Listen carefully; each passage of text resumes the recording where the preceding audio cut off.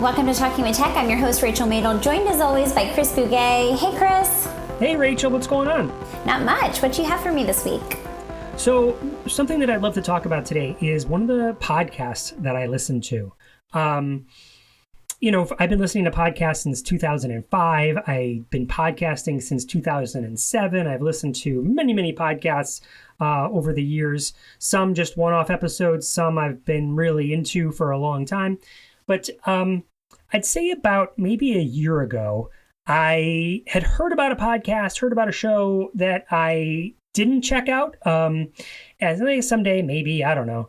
But I realized about a year ago that every podcast that I was listening to, and in fact, most of the media that I was consuming was super serious, right? Like, and you know me, like I like to joke around. How many times do I do cringy dad jokes, or pranks or something like that when we're goofing around? But I just realized everything is like learning something new or, just something serious, And I also realized that, just reflecting on my own life, I wasn't laughing very much, Melissa and I, we goof around, my wife, and we'll laugh there, and the kids and I and my friends and stuff. But just on the day-to-day, it's a typical Tuesday. You go to work, you come home, you talk about your day, you maybe turn on a show or something. In my case, in your case, it's answering emails.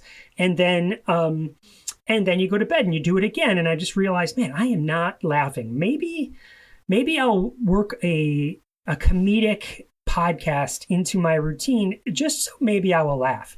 And one that's been out there in the sphere since the COVID days, since the pandemic, has been the Smartless podcast, which I'm sure many listeners right now are going to be like, oh my gosh, I love the Smartless podcast. Have you heard of it? Do you know what I'm talking about? I have heard of it. I haven't listened to it though. Okay, for those that don't know, it is Will Arnett, Jason Bateman, and Sean Hayes. They're three friends. Those are all celebrities, in case you don't know. And, during the pandemic, they got together and said, how do we stay in touch? Why don't we do a podcast together? And it's been on ever since. And every episode, similar to ours, maybe they stole our format, is that it starts with them talking for a little bit, and then they do an interview. Quite confident they stole our format. And So I go through the episodes and be like, oh, that's a person that I find interesting. No, that's a person that I find interesting. And let me just listen to what their conversation is like, in the same way that people are listening to the podcast and waiting for the interview that's going to come later in this segment or in this episode. So one of the episodes I was listening to recently was Trevor Noah, who was the host of The Daily Show for a while. And he is from South Africa. Do you have a Trevor Noah story? You're making faces like you know Trevor Noah. Yes, kind of. I kind of have a Trevor Noah story. But continue. No, this is a good time because I'm about to make the whole point why I'm telling all this, but interject with your Trevor Noah story. Yes, actually, I was introduced to Trevor Noah through his book. Before, he had a book before he got super mega famous, I feel like. And I forget what the book's called at this moment in time, but yes. Well, this is why I want to bring it up on our podcast. Like, Chris, what's the point? What are you getting at? Well, as I was listening to these, not just Trevor Noah, there's been many other episodes where I've made analogies, or it's something that's happened to some celebrity, and the way they've are discussing it has been like, oh, that relates in different ways. Well, something Trevor Noah said on this podcast is that he's not from America, right? He's from South Africa, and he travels all around, but he's clearly spent some time in America working on The Daily Show and beyond. And he was saying something that he sort of recognizes about the country of America and the people of America. He's like, there's this underlying sense of optimism. He's like no matter what, like that we're going to come through it. We're going to figure it out. There's going to be some sort of better path forward. And they go into some different analogies and stories around that. That's, if you're interested, go listen to the Trevor Noah episode on the Smartless podcast. But as I was, driving to work, listening to this, it really resonated with me because as the older I get and I think about my work with people with disabilities and in this space for so long, sometimes you're like, Josh, is it ever going to change? Like, are we going to see brighter days? And we certainly have, right? Like, if I look back, it's so light years different now in many places around AAC in particular than it was 20 years ago, 15 years ago, or 10 years ago even, right? But I think one of the reasons that maybe it is better and will continue to get better is not just my sense of optimism, but maybe Trevor Noah's right. Like in America, we generally have this sense of we can make things better. And yes, things might be bad right now, or we might be going through a storm, but the storm will pass, and we're going to make it pass, we're going to drive the ship through it or whatever. We have some control over that destiny. And it just resonated with me from a personal standpoint, like, yeah, whatever you're getting through, you will get through it. But then just in general with the work that we do, that things will eventually get better. Like, where will we be 50 years from now that we have AI and so many more people talking about AAC and language, and where will the technology be? There's just this sense of optimism that I have around it. I feel like one thing you need in order to be successful in this work is this kind of unwavering optimism and belief that change is possible. Not only to do the work that we do individually with students, but also to kind of corral a team of people that are working around a student and really inspire them to do all of the things that we know help our AAC students become successful. And so I definitely feel like I am super optimistic and hopeful. I know you are, Chris, and I think that's kind of par for the course when we're thinking through what we need in order to be successful in this work.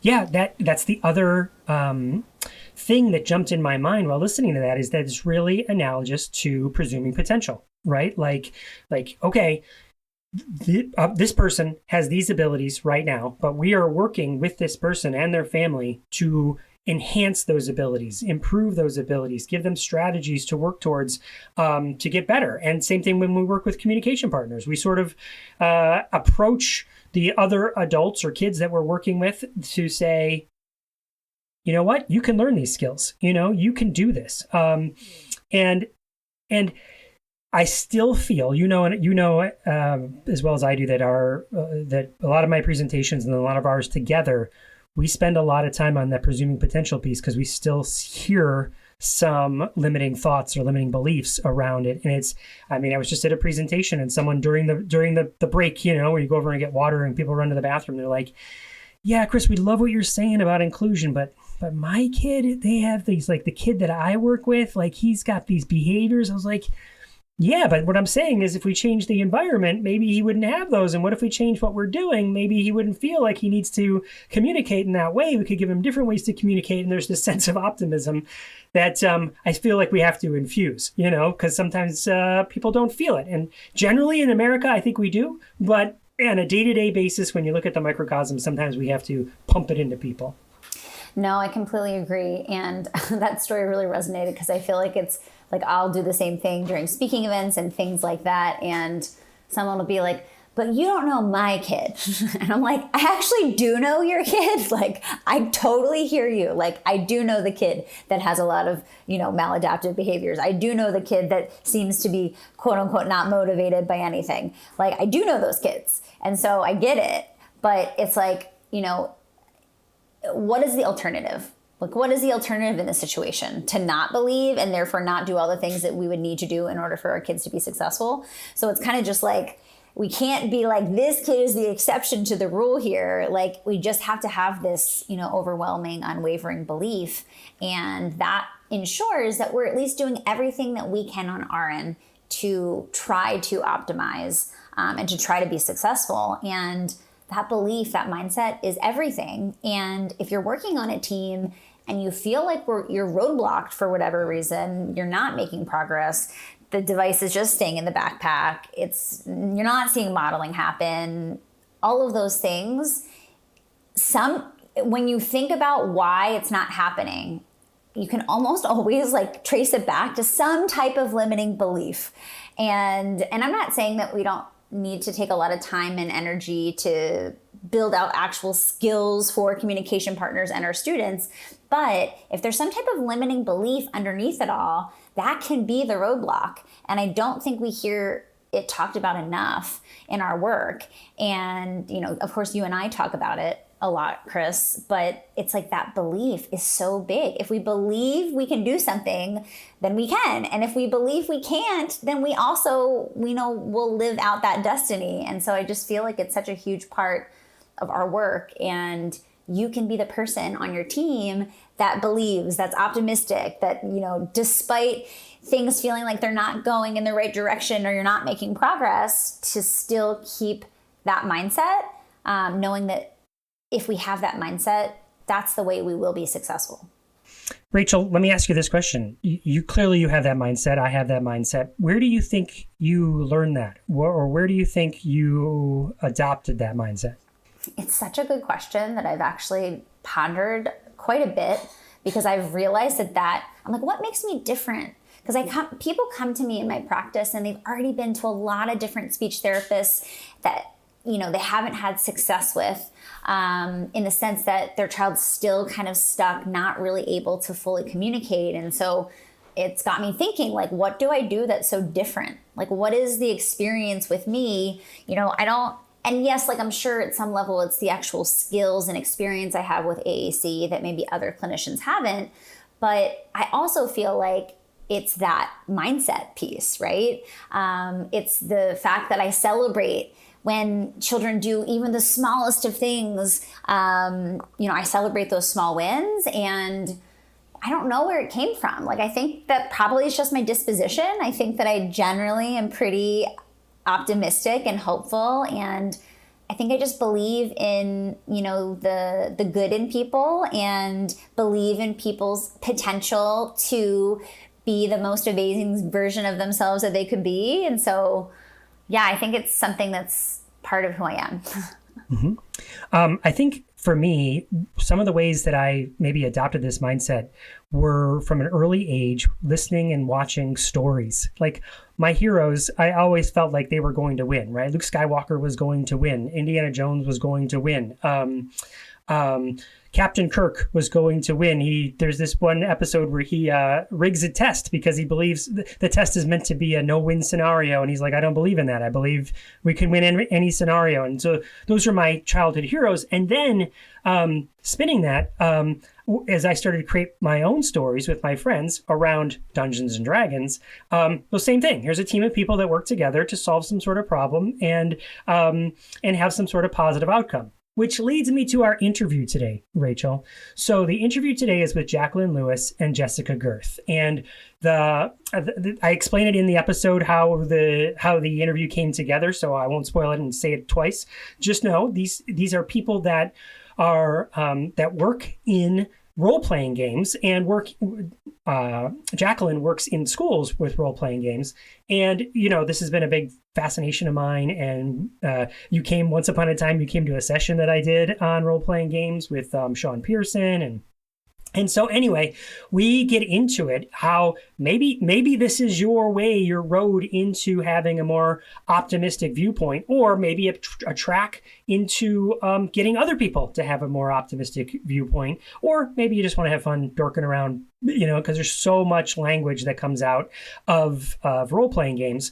And the other thing about this interview is that it's all around inclusivity. So they talk about some of the strategies they use when working with kids to help create this inclusive role-playing experience. So without further ado, let's listen to my interview with Jaclyn Lewis and Jessica Gerth.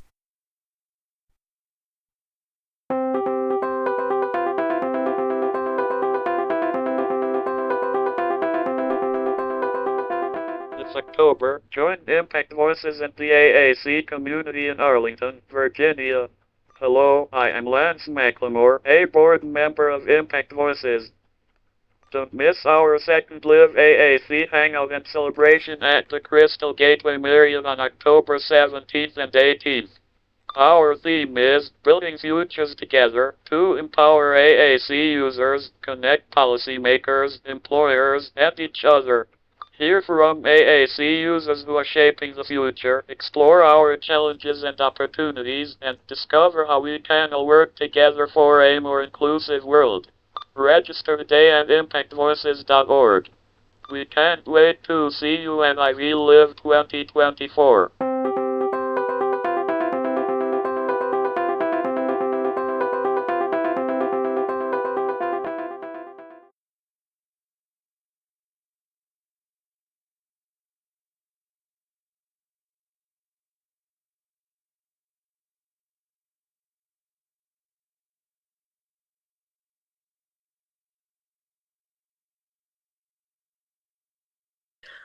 Welcome to Talking with Tech. My name's Chris Bouguet, and today I am especially excited to do this interview because we're talking all about things that are very close to my heart. Longtime listeners of this podcast will know that I'm a big fan of Dungeons and Dragons and other role-playing games. And that's what we're going to talk about today because I have two people that infuse this as part of their life and as part of their work. So I'd like to welcome to the podcast Jessica and Jaclyn. I'm going to ask you to introduce yourself, pronounce your last names, and tell us a little bit about who you are, what you do, how you met, and all that good stuff. All right. Jessica, you want to go first? Sure. My name is Jessica Gerth, and I'm a speech pathologist, have been for 17 years. I work primarily in an autism program in the little town of Belleville, which is right outside St. Louis on the Illinois side. And I work for the Special Ed Co-op, Belleville Area Special Services Cooperative. Awesome. Thanks for being here. Thanks for having me. And I am Jaclyn Lewis. I'm a writer, youth worker, and game master, and we'll define that term later. I'm from the state of Michigan, and I have been working with youth and tabletop RPGs for the last 5-ish years or so, like pandemic era to now. Awesome. All right. So how this interview came to be is that Jessica and I were at the Assistive Technology Industry Association conference together, but didn't really know each other. Jessica was in the room while I was presenting with some of my co-presenters. The room was pretty packed, but it was also a kind of a small room. So my ego will not inflate because of how packed it was because it was such a small room. But Jessica was there, and Jessica, was it fair that you were like yelling out things and participating in the discussion, right? That's fair. Yeah. Yeah. You responded to a question and gave some input. And then I looked over and I saw your shirt. And I was like, in my head, obviously I couldn't see it because I was standing there, but like, is that a D&D shirt? Does she have a D20 on the bottom? Okay, I can't look at her shirt right now because I'm presenting, but it did register in my brain. And then you came up afterwards and said hello because you're a listener to the podcast and you heard me talk about Critical Role, Yes. which again, we'll talk about and get everybody caught up on all of that. And so you were like, I wore my D&D shirt and I wore my Critical Role because it was a Critical Role shirt, right?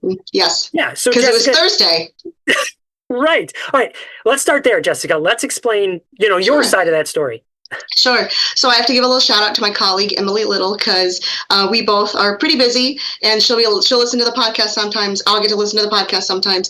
And she was like, I just got to the because, we always joke about meeting critters in the wild, and to have someone of your level of awesomeness in the world of tech was like, oh my gosh, someone knows about Critical Role. So and then going to ATIA, she was like, you should wear a shirt. And I was like, I'm going to wear a shirt. So that's kind of how that started. That was awesome because I totally noticed it. And I'm so glad that you came up and said hello because, so Jaclyn, that quick story is, I went to Disney, and as I was walking around Disney, I was noticing people with Critical Role shirts, right? Which is this, well, again, we'll talk a little bit about what that is in a second. I don't need to tell what it is. The point is, I saw people like Jessica wearing shirts. I saw at least 2 of them, and I went up and said the secret code words like, hey, I just want to ask you a quick question. Is it Thursday yet? Or, hey, how do you want to do this? Something like that to let them know that I know. But the larger thing here, Jaclyn, was what I didn't see is a number of people using communication devices. I saw more people wearing Critical Role shirts than I did using communication devices, which was a flag to me that, okay, we need to keep our foot on the gas, letting more people know about AAC and how it can be used to teach language. So with that said, Jaclyn, let's start. You used the term TTRPG tell us a little bit about what that is, and maybe Critical Role too, or Jessica, if you want to jump in there too. But Jaclyn, you mentioned that term. Let's describe it a little bit for people that don't know. For sure. So TTRPG stands for Tabletop Role-Playing Game, which is a mouthful. But basically, it is a game usually played on a tabletop with maybe maps, maybe minifigures, some pencils, some paper, some dice. Sometimes those devices are digital, sometimes physical. And then role-playing game, which is a game where the players each take on the role of a character, whether that's like an elven ranger in the wild, or the pilot of a spaceship who's gone rogue, or whatever they may come up with as the character they'd like to play. And then the person who's running the game, in Dungeons and Dragons, that's called a dungeon master. In other games, called a game master, a story guide, a keeper. I'll use game master because that's, I think, one of the most generally well-known terms. They're a person who has an idea of what's in this fictional world, and they know the rules of the game. And the rules of the game are there to facilitate figuring out the story, simulating different aspects of like, okay, so this elf ranger wants to try and shoot this goblin from a long way away. How difficult will that be? Will you be able to hit the goblin? Roll the dice and figure it out. Or you're about to try and avoid an asteroid as you're piloting the ship. Will you hit the asteroid? Will you barely miss it and knock off part of the wing? Let's roll a dice and figure out what happens. And so it's a combination of sort of off the cuff, playing a character, telling a story together, and also using dice and other random resolution mechanics to simulate like the game part of what will happen next. Will this plan work? How will this go? And the most well-known one, I would say by far, is Dungeons and Dragons. But there are so many different types that each have their own advantages and disadvantages for what kind of story you're trying to tell, what kind of gaming experience you have. And the way a lot of people found out about this is through a podcast called Critical Role. Now, I am a very casual critter, so I will defer to Jessica to describe what Critical Role is and what they've been doing for the past few years. Yeah, it's been, I think, almost 10 years since they started. I am also a newer critter. I think I got into that during COVID because when we were stuck at home and I had free time, my brother, who had been trying to get me to watch it for ages, was like, hey, you've got time. And it was great because it was a nice escape, which I think a lot of what Dungeons and Dragons does for people is allow that escapism to be able to relax and step into a role you wouldn't normally be. So Critical Role is a group of people who do just that. But ironically, it's also part of what they do for their job. It's a group of voice actors who get together and they play Dungeons and Dragons once a week. And they were approached by Geek and Sundry, which was the company back in the day, for Twitch, which is an online platform. I think a lot of people do online gaming, and you can watch on Twitch. They were approached by Geek and Sundry to come and play their game live. And they thought, nobody's going to want to watch this. Sure, we'll give it a go.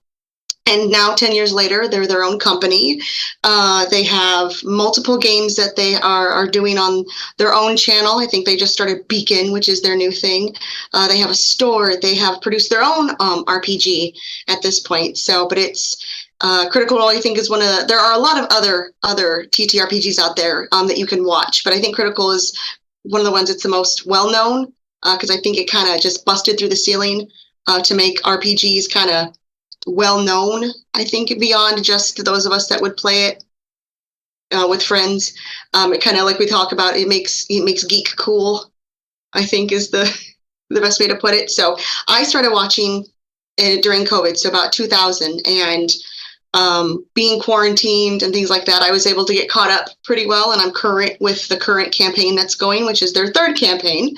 But yeah, I mean, they also started Candela Obscura, which is another tabletop that uses a different mechanic than Dungeons and Dragons. So kind of like what Jaclyn was saying, there's a lot of other options out there. D&D is the most well-known, but there are others. And then, yeah, I started playing because I started watching. So 2 comments there, Jessica. First, we should also mention we are not sponsored by Critical Role, but we're No. just I think they're fans. neat. They're really cool. That's a great way to put it. It also spun because they are voice actors. Yes.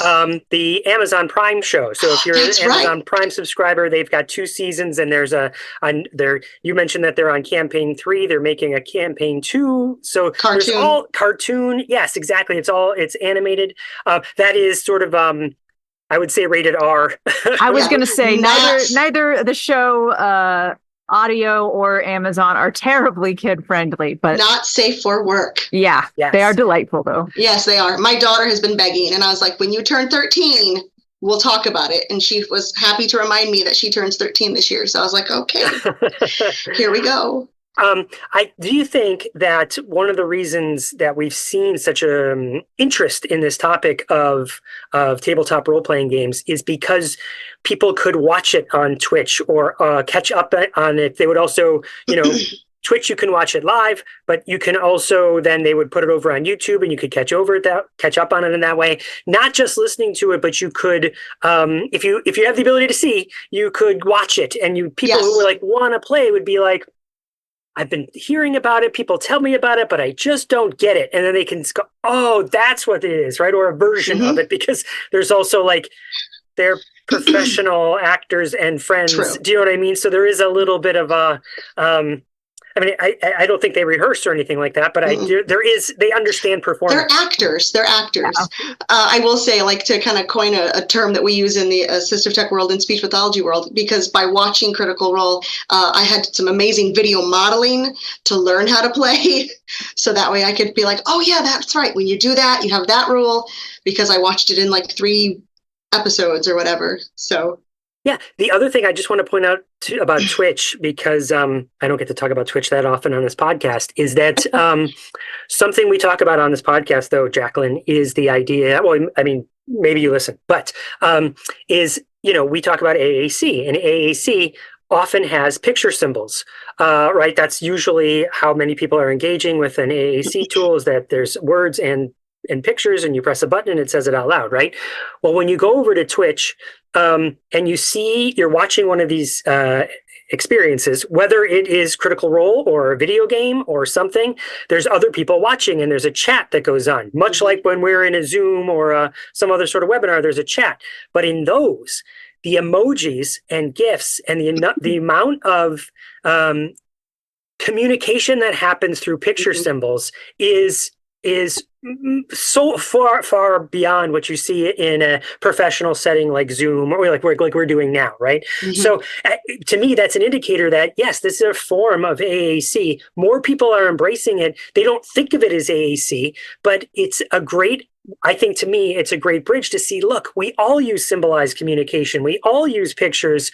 We can all communicate that way and we can embrace it, right? So it's just, I don't get to say that very often. So I just wanted to take a moment to say it. Cool. I mean, that's true. AAC is for everybody. Speech is for a few. Exactly. That is a really cool insight to look at the Twitch chat and see that, and how for a lot of those users, it feels very natural to respond to something with an emoji or a GIF or what have you. Yeah. That's a really cool reframe. All right. So Jaclyn, let's talk about rolling with the youth. So, because this is something you do not just as a hobby, right? You've turned it into helping kids in some way, right? So tell us about rolling with the youth. Yeah. So I've been running tabletop role-playing games for kids in a bunch of different areas. Both in my town and online. And I had started to get people reaching out. There was a therapist who was hoping to use it for her group as like a sort of building social skills and that kind of thing. And we had a really good set of email exchanges, and she thanked me for what I had to share and the ideas that I had. I thought, well, maybe the things that I have learned from doing this that may feel obvious to me may be helpful to someone else who didn't get the opportunity. And again, I had lots of time during the pandemic. And so I spent a couple hours every week running a game for some kids at the local LGBT community center who had nothing else to do. So I learned over time things that worked, things that helped, especially as far as games where kids could feel like safe and comfortable, because that's something that's always been important to me. So I decided to write a book. The book is called Rolling with the Youth, and it's about creating safe, inclusive, and fun environments through the world of tabletop role-playing games. I did a Kickstarter, which went well, and one of the Kickstarter rewards was to have an NPC, which stands for non-player character. It's something that the game master makes up that the players can meet on their adventure and interact with. And there are a few fun NPC ideas in the book, and one of the rewards was to create one. And Jessica backed it and created a really cool character. We can talk about that character now, or we can also bring it up later. Let's talk about it now, since you're right there. Tell us about it. So Jessica sent me a copy of the book so I could review it and get an idea, like, do we want these people on the podcast? Of course we do. And I reviewed Yumi. So tell us a little bit about Yumi, Jessica, or Jaclyn. So Jessica's character. Yumi had been kind of bouncing around in my head for a while. So like I said, I just started playing a couple of years ago. And there was a character, again, this is kind of born out of a character from Critical Role as well. Again, not sponsored, but really cool people. And there was a character who was the race that was called Kinku, which is a bird type race that speak in mimicry. So I think kind of like mockingbird kind of idea. And so they just repeat whatever they hear. And then where I work, because I work in the autism world, I have a lot of kiddos who have gestalt language processing or echolalia, or however you want to call it, that repeat a lot of what they hear, or hear repeat phrases that they've heard. And I kept thinking about, like, that's really cool that they do that, but like my students want their own voice. So I thought, well, wouldn't it be cool to have a Kenku that's an artificer, which is a class you can be, one of the classes you can choose in the game. And artificers are characters that can enchant different things to do magical type stuff. And so I created, So let's take that one step further. The artificer class, to get people in a frame of what that is sort of like, to me, like a maker. Right? Like they, it's a makerspace. Yeah, makerspace sort of person, but they use magic to do it, right? Is that and other stuff? But yeah, okay, please continue. So I was sitting and just chatting with my brother one day, and we were bouncing goofy ideas off of from one another and riffing different characters. And I said, what about this Kenku that is an artificer, and they create their own form of communication device? And my brother was like, you should do it, and you should put it on the forums and see what happens. And I was like, nah, I'm not going to do that. But it kept bouncing around in my head, and finally I had to write her down and put her on paper to think, maybe some point I'll use her, or I'll play the character, or use it in one of my games. And then when Jaclyn's Kickstarter, when I got wind of that, by just being on other Kickstarter things and viewing stuff, what really grabbed my attention was the proposal of the book, and the idea behind it, and some of the artwork that was already included that showed individuals it was very inclusive artwork. There were kiddos that had prosthetics. There was, kiddos in wheelchairs. And I thought, well, doggone, my kids need a place at the table too. So I was like, okay, then we're going to do this. And so Yumi is a character where she artificed a scroll, and it's her arcane Adjutor converse scroll, which is basically her AAC scroll. Mm-hmm. So that she can then enchant it to say things, and it's her voice, not necessarily imitating other people's voices. So, Jessica, when you sort of said you created this character, and I didn't know you very well, right? I still, we're getting to know each other better. Mm-hmm. And you sent it. I was like, all right, I'm a little bit nervous because will it be respectful, right? You're writing a line here, but mm-hmm. Then I saw it and you opened it up. I was like, oh my gosh, yes, this is exactly what representation looks like. And Jaclyn, it seems like that was the theme of your book, right? Is that you're trying to make it a safe space for everybody and give people advice and pointers on how to do that, because there's a number of people that want to do that and need to learn more. Is that all fair? I would say that's incredibly accurate. And I think that's one of the things that I think people are thinking about more now, especially thinking about working with young people, is understanding where different people come from and what different sets of needs they might have, and how you can be inclusive both in the stories that you tell and in the environments that you create. So it was so cool to receive Yumi as basically this like gift from an area that was outside of my expertise, to be able to add to it something that was it fit so well, particularly within the world of D&D with the Kenku, of something that was mimicry related. But I loved the idea that she uses it if it's like absolutely necessary, but she's created this other way that is her primary communication form. And so in some of my notes on how to play it, I tried to make sure that however this character would be portrayed, because Yumi would be essentially played by a game master, that it would be done so in a respectful and thoughtful way.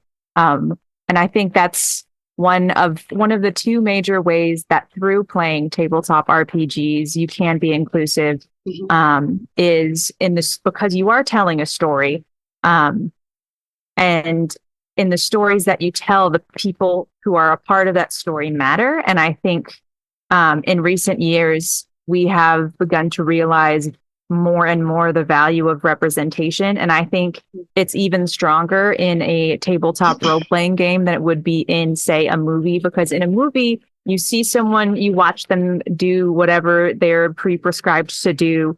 But in a tabletop game, you interact with them, you get to know them, they respond to the things your character is doing. And there's a sense of closeness there that's hard to explain if you haven't played the game. And I think it's one of the benefits of tabletop role-playing games to me, is that level of interaction. So creating characters who come from different backgrounds, have different ability levels, gender identity, all sorts of like differences, and just seeing those things and having it be like, this isn't, the trans character. This is like the super cool merchant who also happens to be trans and is selling their neat little magical rings in the marketplace. And I think that is a huge benefit. And then the other side is creating environments at your table, virtual or physical, where anybody could come and be safe. Even if you don't know absolutely everything there is to know about accommodating a certain neurodivergence or a certain ethnic background, that you run your table in a way that means that anyone could show up and know that they're respected and know that they have space to redirect or bring up either the way the table is run or how the game is playing, so that they can feel safe and comfortable and like they can be themselves. Because tabletop role-playing games are, self-expression is a huge part of that, especially for younger players. I would say 90% of younger players create a character who's just like how they imagine themselves if they had a sword. And so that is a certain level of vulnerability, and a certain level of like role play and engagement, so that if you want someone to really like bring their whole selves there, you have to make it an environment where they feel that they can do that and they will be respected and acknowledged and not belittled for that.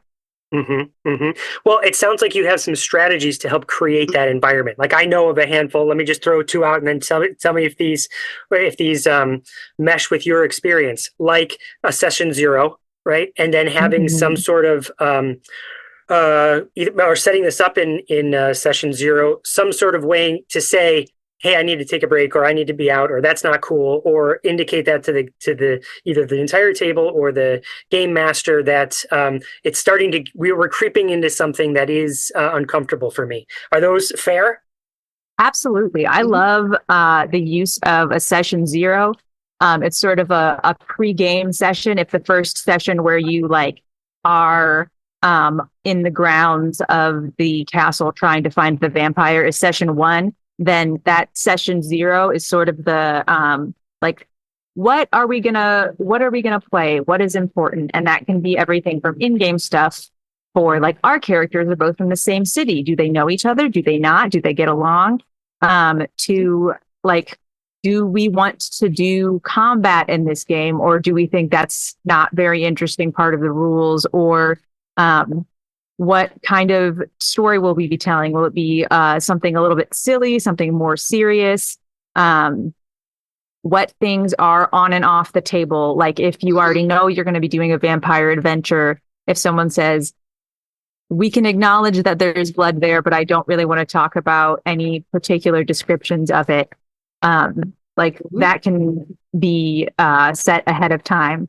Other things like if someone prefers to like take breaks and know when breaks are happening, or to be able to like raise their hand and stop the game at any time, just sort of setting the ground rules. I also find that it's really helpful for young people because they're used to being given a set of parameters and explained, like you will raise your hand and ask to go to the bathroom, and we start at this time, we end at this time, to tell them.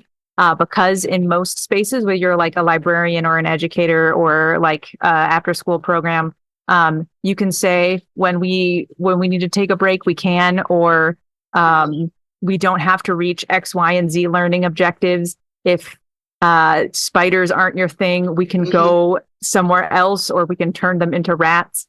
Something that has recently become used and popularized in the tabletop role-playing game community is a tool, a variety of tools referred to as safety tools. And so there are a bunch of different ones proposed. There are Lines and Veils, Stars and Thorns, the X card, Script Change, and they each have different mechanics for how you communicate what you need to communicate.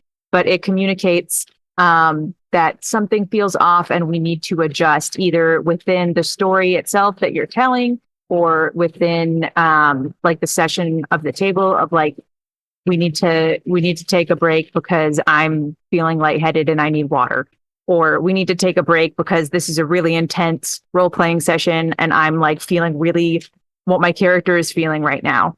And those are actually often like what you were saying with the Twitch chat, those are often pictures or things that are used because even for people who use speech most of the time, if they're in a particularly vulnerable situation where they're maybe triggered by something or they're not comfortable with the people around them.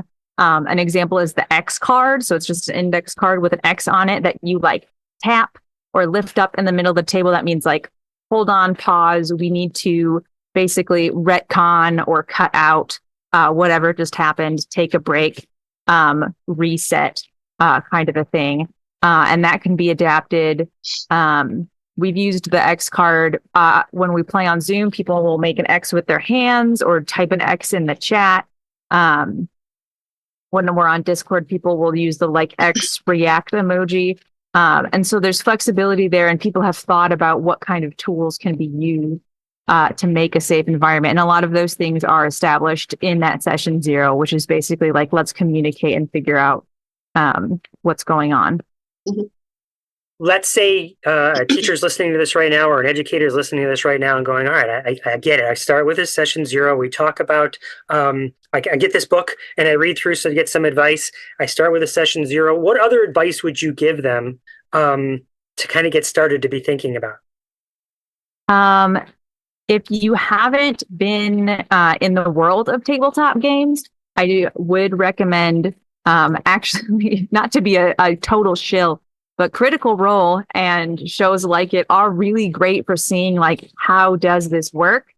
I would also recommend finding what's called a system ahead of time, a game system.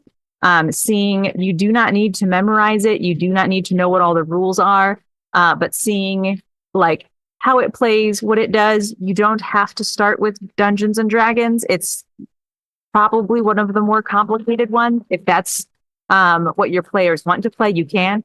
But start there and then get a few different resources going of what kind of worlds do I want to play in? What kind of characters do I want to be? And that can feel really intimidating for a lot of people.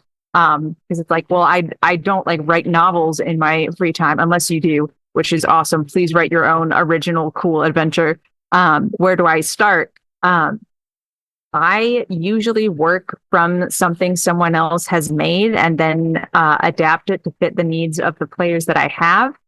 So places like Drive-Through RPG, Yes. DN's Guild, itch.io, you can find a little adventure that will say, here's the cave, here's the goblins, here's what they need to roll to fight the goblins. Here's a little fortune teller in the corner who can give them this item.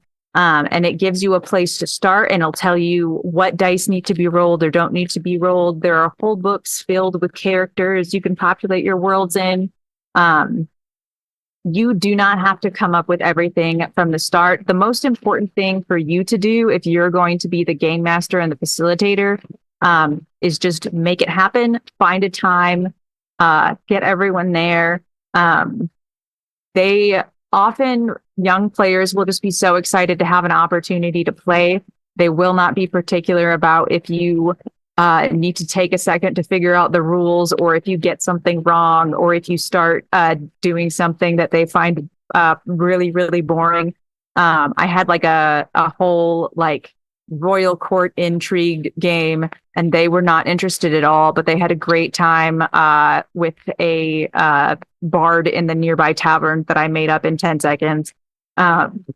You can just follow what they're interested in. Mm-hmm. And when you're creating those sessions, there are a variety of things that I do go into more in Rolling with the Youth, but I think the guiding principle would be to remember that like you are creating an environment that has like a particular set of goals.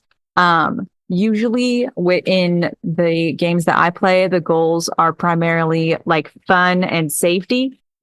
Yours may be like safety and education or some other set. And to kind of have everything work towards that goal, whether it's what time you meet and what snacks are available, or what kind of enemies or adversaries they will interact with within the story, or what kind of game you're going to play in the first place, like whether or not it has combat, how complicated it is. And there are a ton of resources online that are available for beginners to use. I would highly recommend a website, TTRPGkids.com, which is geared towards younger players. It has so many resources, but one that I would recommend you start with is the like directory of games, and it gives you all the different sort of information on like what age this is for, what kinds of things they'll be doing, how complicated it is, and a bunch of other different great info on like using them for educational purposes, on different tools. Like a safety tool that they used was they had a red Lego block and a green Lego block, and you touch the red Lego block if you need to take a break, and the green Lego block when you're like, this is great, let's keep going. But look at the resources that are out there, and don't feel intimidated, because it can be a very intimidating world, especially if you're not like mechanically minded. But kids will just be delighted to play for the most part. I mean, I think too, it all lends itself towards kids also, because I mean, when you're a kid, that's when you're really into the thick of playing and pretend and doing all those sorts of things. And as adults that play role-playing games, like sometimes people are like, really? That's what you're doing? Yeah, but honestly, I feel like as an educator, it's actually helped me get kind of back in touch with that part of myself. Then I can then engage with my students more when they're playing, because it's like, oh, I get why. And it's fun. And then the more you get into it, the more they get into it, and it kind of just keeps building. It helps build fantastic rapport with your students in that regard as well too. I also will give some advice as a person who has started running some games for kids, and I'm very new to it and terrified by it. Also think about are you doing a one shot, which means are you playing a one game and you're one and done? Are you going to do a longer game where they call them campaigns, where you're telling a longer story? And it kind of just depends on what your players want to do. I ran a one shot for some kiddos, and it was going to be a one-off, and they were like, can we do this more? And it's like, okay. So now I got to go back to the storyboard a little bit and be like, how are we going to take what we've done and build off of it and tell a story? But the beauty of that is that it's really them that's telling the story. I'm just driving the bus. Mm-hmm. So there's that. And then I also know there are some other RPGs out there that they call them one-page RPGs, where it's just one page and it tells you the mechanics really like quick and dirty, and here's how you do this, and you can just kind of grab it and go with it and kind of curtail it to whatever kiddo you're doing it with. Awesome. Well, let's take a moment and tell some stories, because sure. I'm going to start and then you go from there, right? So okay. Every year I get together with my friends who I've grown up with since third grade. We play D&D together. We continue to play now on online tools once a week, but we get together at a lake for our vacation. And now we bring all of our kids, and then we play D&D with our kids, right? And so there's this one particular girl there that is not interested in playing, but loves to be nearby while we're playing, and will be kind of the sketch artist, interject something every once in a while. And it hadn't occurred to me that someone could just, I had never done it before, where I'd only ever run games where people were playing. They were playing in their own way. They weren't a character. They were adding on. So they're in the room, enjoying the space, felt it was inclusive, would know they were welcome to be there, and just enjoyed it in their own way. So I was like, yeah, and it opened up my eyes. Like, yeah, who else could I invite to experiences like this? And what else could they do? Could they write notes at the back end? Do you like to write the summary? Do you want to take notes as we're doing it and work on typing skills or language skills? Do you want to do, like I said, more drawings and things like that? Mm-hmm. There's all sorts of ways you can tie in, even if you aren't playing the game. Again, if everyone's cool with it, right?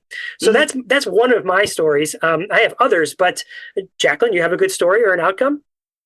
One thing that happened that was really rewarding to me was when a young player, I think they are 11 or 12, sort of like advocated for themselves within the world of the story. Like, I had explained the use of things like safety tools and the fact that like we can do whatever we want here. If there's something you're uncomfortable with, let me know. If there's something you think is a cool idea, let me know that too. The player characters, who are the people that are being played, had been taken to the Feywild, which is this sort of like magical fairy place where like time doesn't quite make sense and like everything's kind of chaos, like magic. Wonderland. Yeah, that's a great description.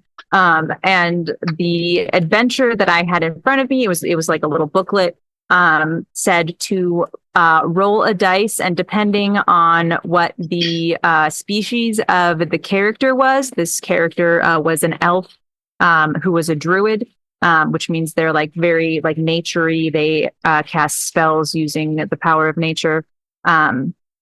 What number you rolled would determine something weird that happened with the magic. And the weird thing that happened based on the number was that a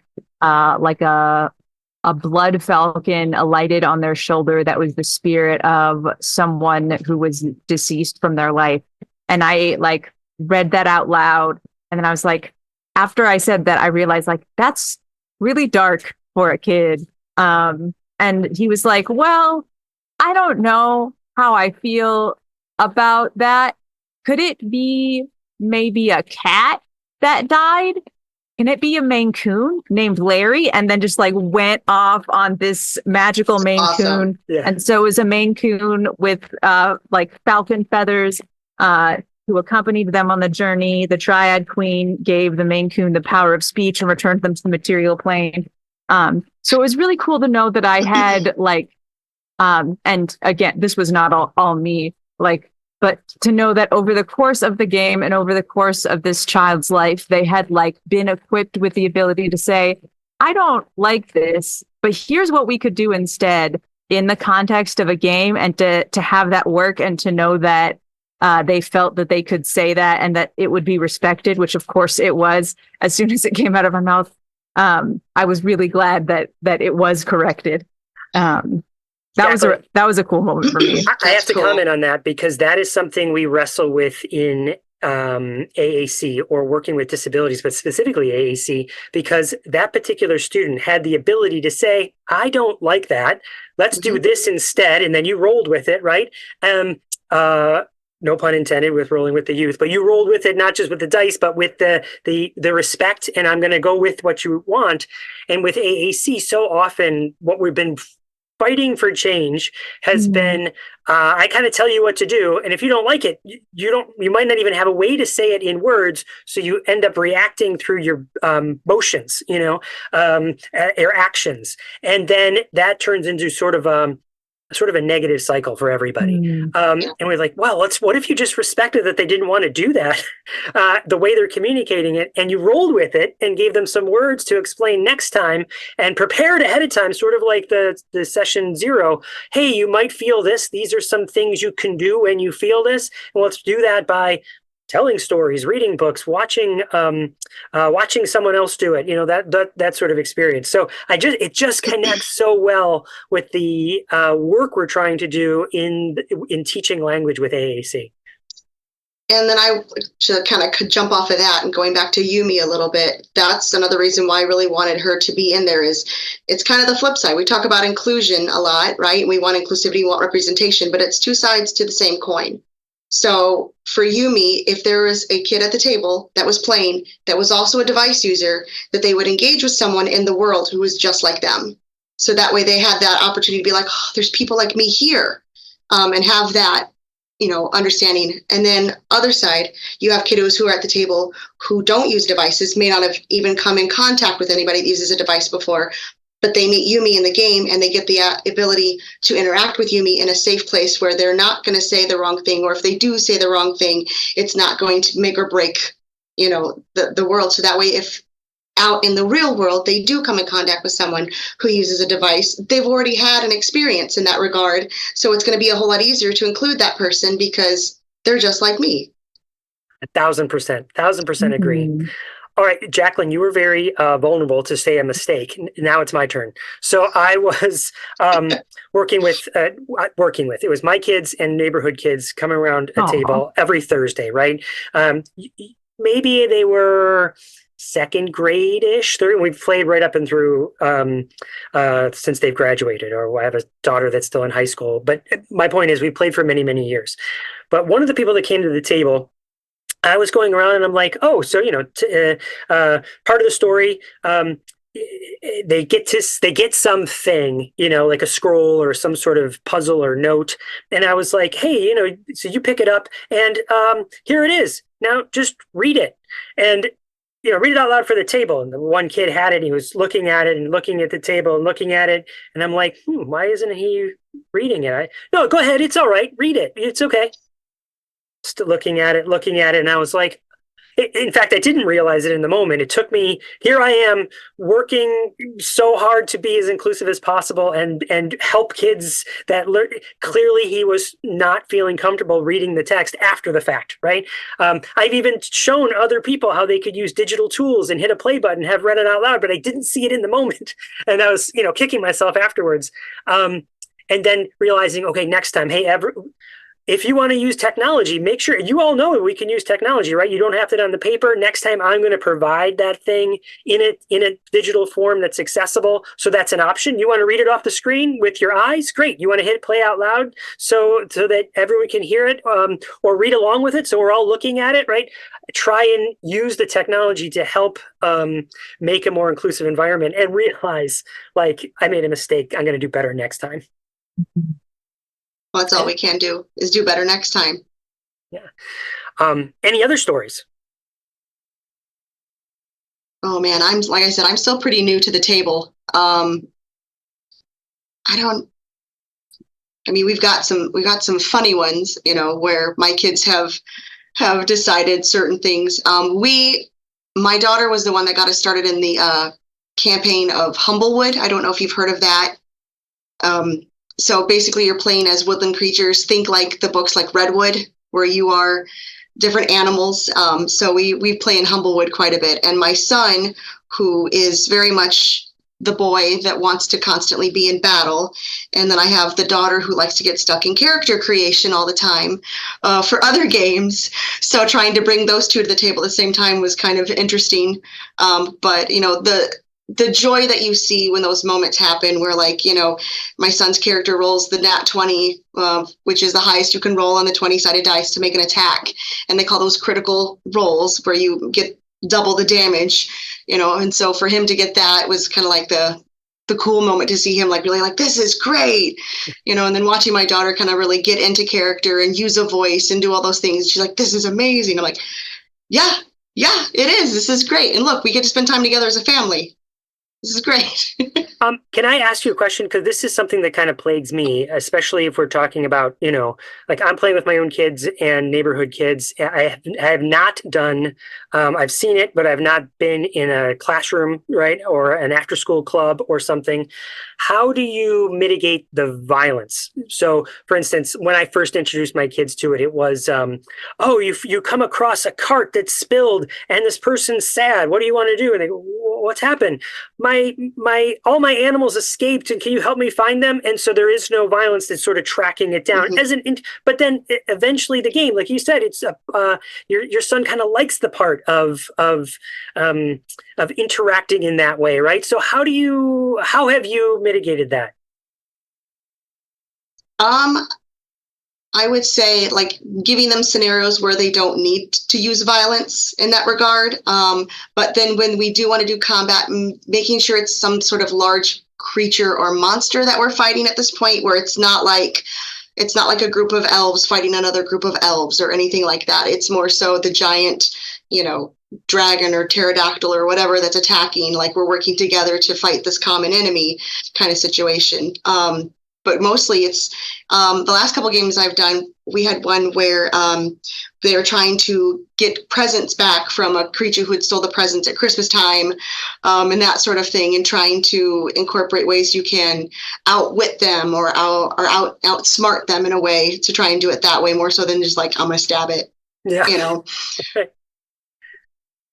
My recommendation comes from a few different perspectives. For starters, think about what system you're using to facilitate the story.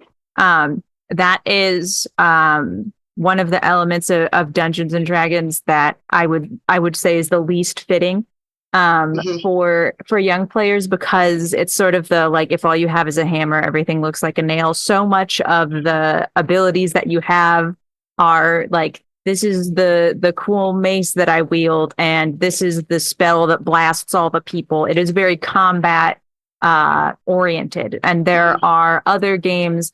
For example, I was for the book talking with Greg Leatherman of Leatherman Games, who created a game that's sort of like magical girl inspired. Think like Sailor Moon, of like transforming into a super hero, essentially, where there are maybe 4 or 5 different roles that you can roll. It's one role is like touch their heart, one role is help out, and another role is fight. And it's just one of several options, and that really reorients it. I would also say that there are, like you gave the example of the cart, a lot of like interesting conflicts and challenges and encounters that don't involve hitting something, that other people have come up with. A mystery is a really great one. Young people especially love solving a mystery that has like something they can figure out, particularly if it has like tropes that they can try and predict based on their media knowledge, because they're just getting to the point where they like are like making those kinds of connections and find those really fun to see in stories. And also something that I have talked about a bit more, because one of the places that I brought tabletop role-playing games was a youth creative arts and creative justice.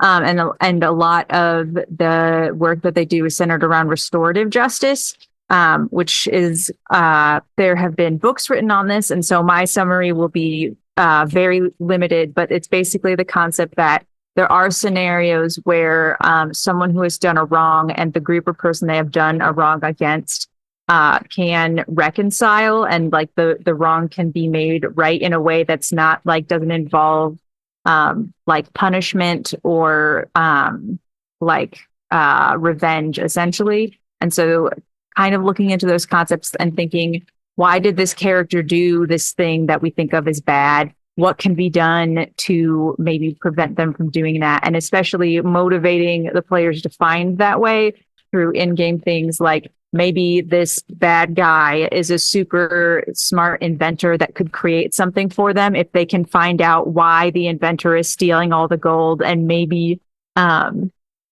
get them what they want without hurting anybody in the end. Although there will always be someone, especially players who come knowing Dungeons and Dragons, who want to hit things very badly. And in that case, creating something that's not a person is highly recommended. Like, this is a chaos fire elemental, and you can hit that as much as you want. Yeah. Yeah, or this is a mechanical robot or something like that, right? That robots are great. Yeah. This is a mimic. Yes, yes. This is a statue that comes to life, right? Yep. That kind of thing. Yeah. Awesome stuff. Awesome stuff. Let's tie it to AAC. If you still have a few more minutes, let's talk about language. Like just today in this podcast, we use so many new words to a lot of people, right? So I feel like this is a great way to introduce new words and teach words. Jessica, have you seen that in your work? And what other ways have you tied it to language development?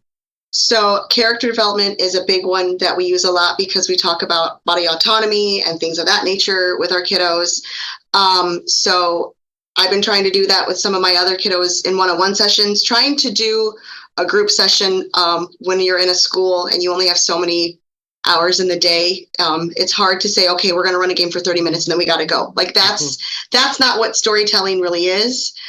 So it's kind of picking apart the pieces of it and doing it one-on-one in therapy in that regard. So I utilize a lot of character development, a lot of creativity, expanding language in that regard, helping them develop what kind of world, what world are we going to be in? What do where do we want to go today? That sort of thing. Mm-hmm. Jaclyn, anything else to add you can think from a language perspective? I come at this from a much less professional point of view, so take what I have to say with a grain of salt. But I will say that because of the way that they are played, basically the whole game is done and facilitated through language of game master describes something, the players describe what they do. And it gives a lot of opportunities for language through that. If there are players who are comfortable role playing, where they like step into the role and they do a voice for the character, to really give them opportunities to do that. Because so many games are played online now, there's a lot more flexibility there. I really like the use of the tool Discord, which kind of has that like Twitch-like element of like, I'll have players who post GIFs or type out what their character is saying, or just post a picture or an emoji. And that can be the entire way they play the game some days. And that is like not only acceptable, but good, because you can facilitate that experience through whatever kinds of language and expression your players are bringing to the table. Love it. Yep. Love it. We could talk for a whole nother hour all about just focusing. We do a whole podcast on creativity and then critical thinking and then collaboration. Because part of my favorite is like, as a game master, just sitting back and watching them try and solve it together. And that's like what we so need in the world is different people working together to solve problems, right? And so just sitting back and smiling. So we could do all these little segments. So with that said, let me turn it over to what I like to ask is a final question in the podcast, which is maybe talking about tabletop role-playing games, or anything. What is kind of piquing your interest in the world today? What are you excited about? What do you want to learn more about? I feel like people who listen to this podcast are very curious and want to learn more, and learning what other people are learning about can help in that regard. So what's on your mind? Oh, man. Well, I think for me right now, kind of just to bring it all back full circle, I went to Gen Con, which is a convention for gaming in Indianapolis last year, and that was the first time I'd ever gone. And so I plan to go again this year. So they've already put out like the online things to look through. So I've been trying to build my wish list of seminars or games or people to talk to or connections to make in that regard. So I'm excited for that. And I am excited to start planning for next school year because we are kind of getting at the tail end of our school year. I really want to get a game club going. We tried a little bit this year, but like I said, trying to run a game in a half an hour session, we did a lot of board games, which were great. I mean, that was great to still see like, some board game kind of aspects, but to do more of like to help bring in that language aspect, help bring in that communication and kind of piece it all together and see what we can come up with. What I would love to someday, which would be down the road, would figure out a way to utilize what my students have created and help them make their own book that's from the story that they tell. But that'll come in the future. Love it. Jaclyn? All of that sounds so cool, Jessica. I really want to hear about how all of that goes on so many levels. The things that have been piquing my interest, particularly within tabletop role-playing games lately, are the ways that it can be used for like writing and practicing and developing writing. I had a really good conversation with Michael Lowe, who created Luck of Legends story RPG and is working on a new game called Luna Uni, where basically the way that you level up your character, you get them cool new abilities, is by writing about them. And Michael has used that for like writing classes specifically, which I just think is so cool, and it was fascinating to talk with him about it. But there's also a sort of subgenre of tabletop role-playing games that are called journaling games, where there's still that element of like rolling dice for randomness, and things happening in a story, but there is no game master. It's sort of more of a choose your own adventure, but it's so open-ended that you journal about what your character does. A lot of them you play by yourself. Some of them you can play with other people, or your two characters writing letters to each other in the world.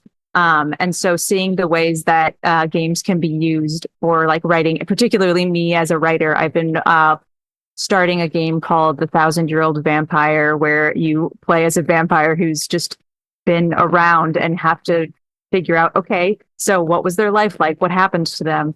And it's been a really cool process. So I'm very intrigued by this part of the world of tabletop games that I have only barely begun to explore. There are so many options. Oh, Jessica, please go ahead. It's okay. I was just saying the other thing that has kind of piqued my interest since getting into kind of all this is looking at I don't know if it's a degree or certificate or what it exactly is, but being a therapeutic gamer. From that perspective, I think that would be really cool to kind of delve into a little bit more and learn more about that. Absolutely, Jessica. Believe me, there have been times where I'm like, could that be a new profession? Right? And certainly it is. There's organizations like Game to Grow. And again, I don't really know anything about them other than that they do therapy through role-playing games or any type of game. I'm going to answer it too. I'm really interested in esports, the video gaming side of things, as also another inclusive opportunity. That and all the things adjacent to that as well, like commentating around the esports. But so there's so many facets to all of this that again we could go on and on forever. Is there any final thing, like one last final thought that you want to communicate to people who are really interested in getting started? Yeah, that was mine also. Don't be afraid. Don't be afraid. Yeah. Yeah. Awesome. What great advice. Let's end with your contact information. How do we find the book? If you want people to reach you, how we can put that in the show notes. Let's share all that stuff. What do you want to share? You can find me on social media things at Wrangler of Chaos, which is what I feel like I'm doing in most of my games. you can look for Rolling with the Youth through Indie Press Revolution and Drive Through RPG. There are physical copies, there are digital copies, there are EPUB versions, which are good for use with screen readers and things like that. You can find Yumi in there and a cool little adventure involving her and a group of bandits who are trying to steal her inventions. There was another thing that I wanted to share, but I don't remember what it was. Well, maybe yeah, I'm sure you can find all the things. Awesome. Jessica? I mean, you can find me at my email, which is jessica.gerth@basque-sped.org. I am on Instagram, but I'm still learning it because it's the newfangled technology these days. And I'm at Instagram at Chaos Communication Converse. So you can find me there. Chaos is in both of your handles. I love that because I feel like that's the future of education. Is that is sort of planned chaos, right? Mm-hmm. And wrangling. So it's not like everyone's sitting in rows and doing exactly what the teacher says. It's more the teacher being a game master, right? And then letting it go. Mm-hmm. So let it be chaotic, right? Not in an alignment sort of way. I'll end with that sort of inside joke. All right, thanks everybody. Thank you for being here. Please don't be a stranger. Reach out, share more stories. It's such an awesome experience. We just want more people to do it. True. All right, thank you.